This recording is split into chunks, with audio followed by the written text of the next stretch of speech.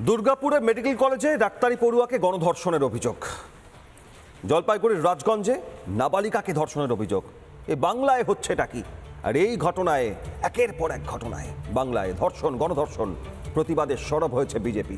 নির্যাতিতার পরিবার থেকে বিরোধী দলনেতা, সবার নিশানায় তৃণমূল। পশ্চিমবঙ্গ পুলিশ, পশ্চিমবঙ্গ সরকারের উপর আপনারা কতটা আস্থা রেখেছেন? যখন রেজাল্ট পাবো তখন আসতে হবে। রেজাল্ট পেয়েছেন কোন? এখন পর্যন্ত আমি কিছু জানি না কে অ্যারেস্ট হয়েছে, কে অ্যারেস্ট নাই হয়েছে। আমি কিন্তু আমার মেয়েকে ডাক্তারি পড়তে বাংলায় পাঠিয়েছিলেন ওড়িশার বাসিন্দা। সেই মেয়ে এখন গণধর্ষণের শিকার হয়ে হাসপাতালে। তার গলায় ক্ষোভ, মনে আক্রোশ। আমি চাইছি যে একটা দৃষ্টান্তমূলক কার্য অনুষ্ঠান গ্রহণ করা দরকার। কেন জানতে চাইছি যে আমার মতো আর 100 জন মেয়ে পড়ছে, যদি ওকে আজকে সরকার ছেড়ে দিবে ওদের সাহস বেড়ে যাবে, আর 10টা মেয়েকে নিয়ে রেপ করবে। দুর্গাপুরের বেসরকারি মেডিকেল কলেজের কাছেই জঙ্গল। শুক্রবার রাতে এখানেই গণধর্ষণের শিকার ডাক্তারি পড়ুয়া। রবিবার ঘটনাস্থল থেকে নমুনা সংগ্রহ করে ফরেনসিক টিম। এদিনই 4 জনকে ধরেছে পুলিশ। দুষ্কৃতীদের খুঁজতে জঙ্গলের উপরে ড্রোন উড়িয়ে চলে তল্লাশি।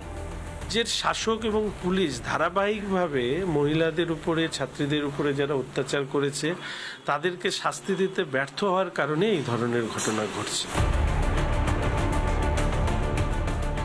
দুর্গাপুরে গণধর্ষণের শিকার 23 বছরের তরুণী।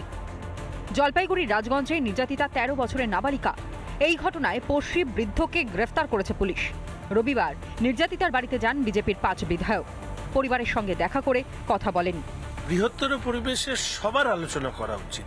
একই সম্প্রদায়ের বা বিশেষ সম্প্রদায়ের লোক বারংবার তারা এই ধরনের ক্রিমিনাল অ্যাক্টিভিটিসে জড়িয়ে যাচ্ছে, দুষ্কর্মের সাথে জড়িয়ে যাচ্ছে।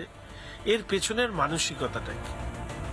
রাজ্যে বারবার ধর্ষণের জন্য তৃণমূল সরকারের তোষণের রাজনীতিকে কাঠগড়ায় তুলেছে বিজেপি।